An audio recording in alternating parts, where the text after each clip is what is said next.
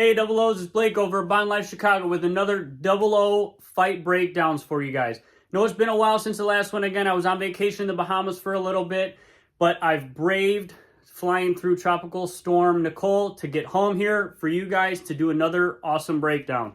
Today we're going to do the first ever fight that we see 007 get into, which is when he's just arriving in Dr. No in Jamaica, and he's picked up by Mr. Jones from Government House, and he's getting a ride, and basically the scene starts with Bond picking up on the fact that this Mr. Jones might not actually be from Government House, and it might actually be some type of spy or somebody that's sent to eliminate him before he's ever even able to get off on his mission. So he's got him at gunpoint. For this one, I'm actually going to use a little bit of a prop. Airsoft gun. It's not real, but it's made like a Walther PPK, but always gun safety, but it is just an airsoft gun. So he's got him at gunpoint, and he instructs him to get out of the car.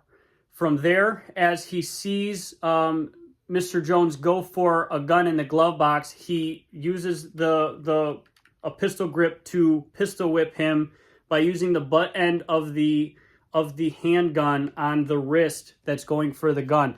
Now, you see in movies a lot of different ways that somebody would pistol whip somebody, and I'm by no means an expert in pistol whipping, but this would probably be the most effective way, just also maintaining control of the gun, whereas if it's this way, you could always turn, hit, come out of your hand.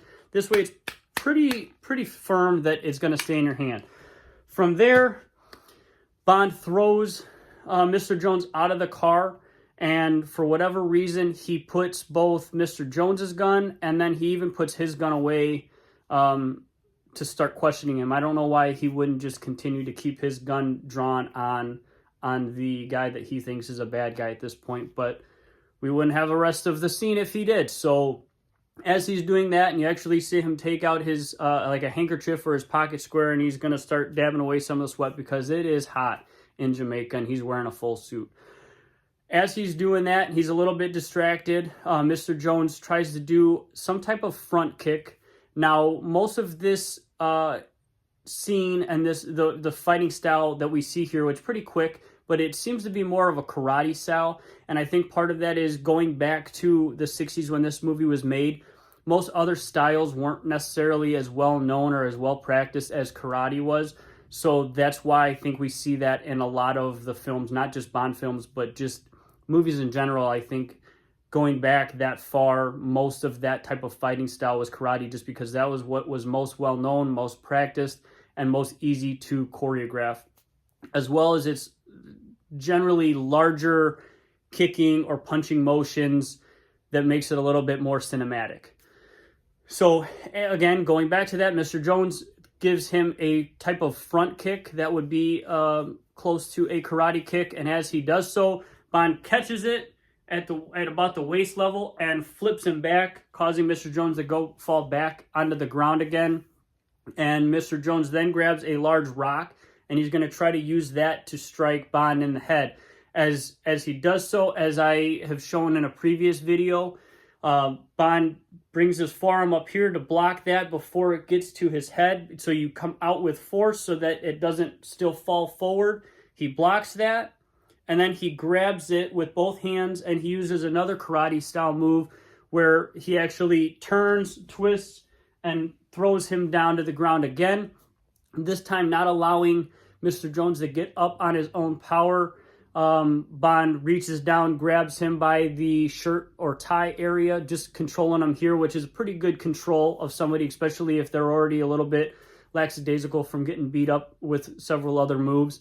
And he gives him one good haymaker closed hand punch to the face. Then he picks him up. The fighting itself is done at that point, but he picks him up, and as he goes to continue to question him, obviously, as we all know here in the Bond community, Mr. Jones asks for that last final cigarette, which, I don't know why Bond gives him that as well, because even in later movies, Bond has used that as his own method of trying to escape in some way, shape, or form, and he bites into that cyanide. So let me know what you guys think. Again, as I've said in all my videos, I'm by no means an expert. Definitely not in karate. I've never practiced karate at all. So if you guys feel like this is something that you want to get into, please find a gym somewhere close by. Start practicing. Self-defense is something that's awesome. Everybody should at least have some form of knowledge of self-defense and some base to stand on as far as how to protect themselves in any type of situation. Please find that place to train, learn from somebody that is an expert in that craft, and don't try this at home. Going with that, again, feel free to reach out to me if there's any other type of scene, any type of question that you guys have. I'd love to discuss it with some of you guys and do a breakdown for you.